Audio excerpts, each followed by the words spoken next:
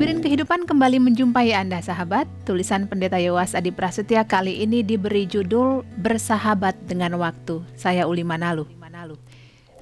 Sebelum jam mekanik ditemukan, manusia menakar waktu dengan menyelaraskan diri ke dalam gerakan alam. Alam menjadi jam yang membantu manusia mengikuti irama semesta. Denyut jantung manusia berdetak bersama deburan air ombak di pantai atau suara jangkrik yang mengerik di malam hari. Manusia menakar usianya dengan menyimak gerak matahari yang terbit dan tenggelam. Mereka menemukan posisinya di rimba atau gurun dengan memperhatikan konstelasi atau tata bintang di langit. Namun kemudian, jam mekanik membuat waktu berada di dalam genggaman manusia. Terlalu teratur malah. Dan akibatnya malah jadi ironis. Manusia tak lagi menjadi sahabat waktu. Mereka menyangka bahwa kini mereka menjadi tuan atas waktu. Dan dengan cara itu, waktu tak lagi menjadi musik pengiring gerakan alam, melainkan menjadi pengabdi aktivitas manusia yang makin terpisah dari alam. Dan perubahan ini makin menjadi-jadi setelah kemajuan teknologi makin menjauhkan manusia dari ibu bumi. Bola atlas misalnya, memberi ilusi kepada manusia bahwa bumi berada di dalam genggaman kuasa manusia. Salah satu kunci dari spiritualitas sehari-hari adalah kembali bersahabat dengan alam. Alamlah sesungguhnya yang menjadi rumah bagi kesehari-harian kita. Akan tetapi, menyahabati alam juga harus berarti menyahabati waktu. Sebab dari dalam waktu dan alam inilah Allah memberi makanan untuk disantap setiap hari. Dengan jitu, Yesus menampilkan kebenaran ini ketika ia mengajar para muridnya untuk berdoa. Berikanlah kami pada hari ini makanan kami yang secukupnya. Lukas 11 ayat 3. Alamlah rahim kehidupan manusia yang dari dalamnya Allah menyiapkan makanan bagi kita untuk bertahan hidup. Dan alam memiliki waktunya sendiri. Waktu lantas menjadi irama yang membuat jantung alam ini berdetak terus. Sahabat, pada 7 Mei 2019, Jan Vanier meninggal dunia pada usia 90 tahun. Dia adalah pendiri komunitas Lars yang artinya bahtera, sebuah komunitas persahabatan bagi orang-orang dengan disabilitas mental. Mungkin Anda lebih mengenal nama Henry Nouwen yang pernah mendedikasikan sisa hidupnya untuk mempersahabatkan orang-orang dengan disabilitas mental di Lars. Keputusan Nouwen itu diambilnya karena pengaruh Vanier yang sangat kuat. Salah satu harta spiritual dari Vanier yang selalu diingat oleh Pendeta Yowas adalah pentingnya menjadi seorang sahabat waktu, friend of time. Ia menulis di dalam Sing Beyond Depression, hari ini Anda hidup di musim dingin, percayalah musim semi akan tiba. Esok kuncup-kuncup akan muncul, kemudian bunga-bunga dan buah-buah. Engkau tengah melewati sebuah masa yang buruk. Jangan terlalu mendramatisasi segala hal. Jadilah seorang sahabat waktu. Lihatlah matahari yang bersinar, burung-burung yang berkicau, dan bintang-bintang yang bersinar di waktu malam. Engkau pun adalah bagian dari semesta ini. Engkau pun tengah bertumbuh dan diundang untuk berbuah. Nantikanlah dengan kesabaran, pertumbuhan membutuhkan waktu. Sahabat, agaknya dunia modern telah mengubah manusia dari para sahabat waktu menjadi tuan waktu, atau ironisnya malah budak waktu. Apapun itu, hasil akhirnya adalah kita menjadi musuh alam.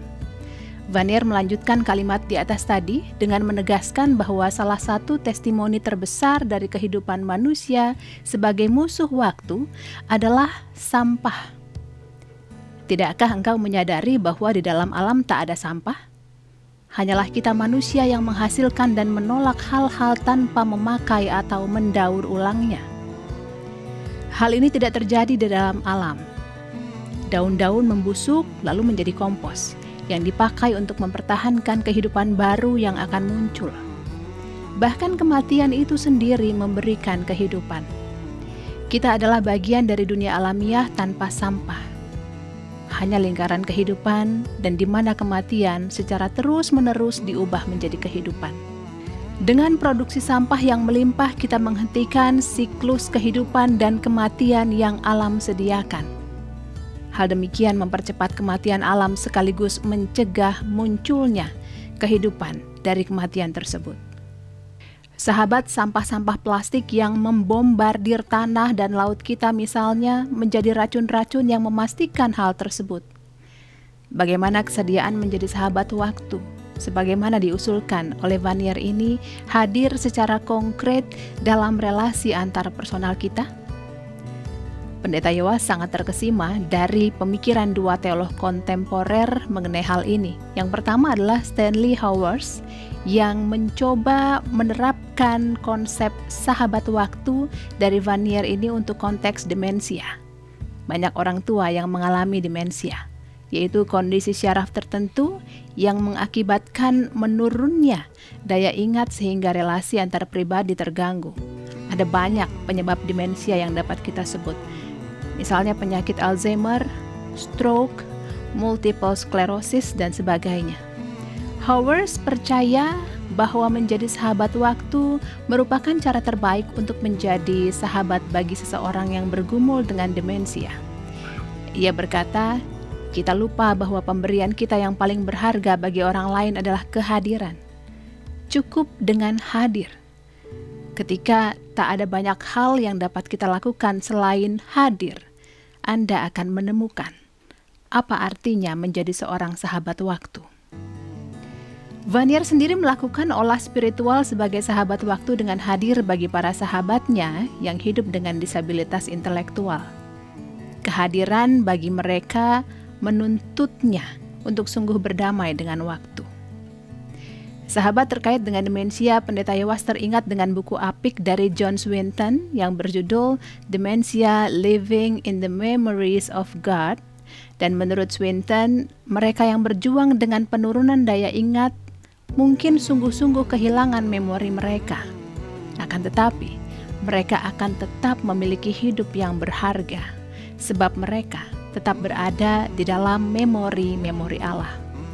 Saat menerima penghargaan Michael Ramsey Award di tahun 2016, Swinton berkata demikian, harapan saya adalah bahwa buku ini menolong kita menemukan bahwa di dalam kerajaan Allah segala sesuatu terlihat berbeda.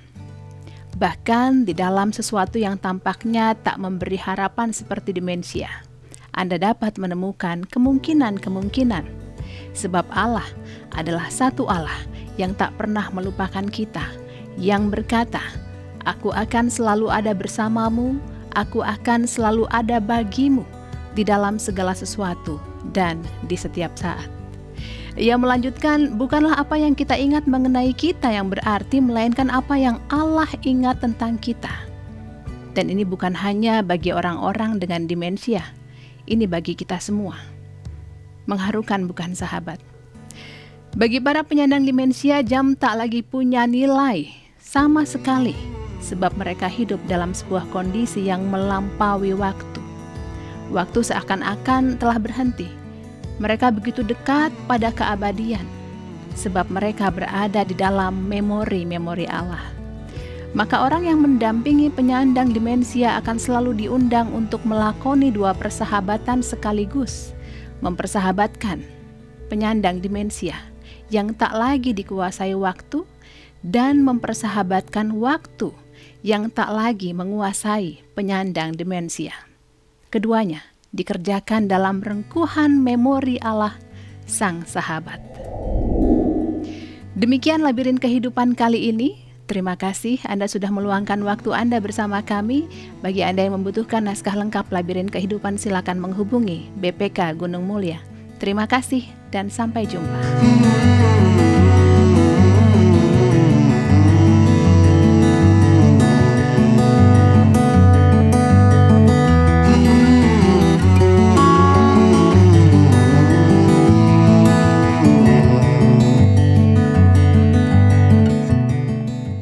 Sahabat, mari dukung pelayanan dan pekabaran Injil melalui YKB dengan membagikan link acara ini kepada sebanyak mungkin orang. Dukungan juga dapat saudara lakukan dengan mentransfer dukungan finansial ke rekening BCA ke nomor 450 305 2990, 450 305 2990 atas nama Yayasan Komunikasi Bersama.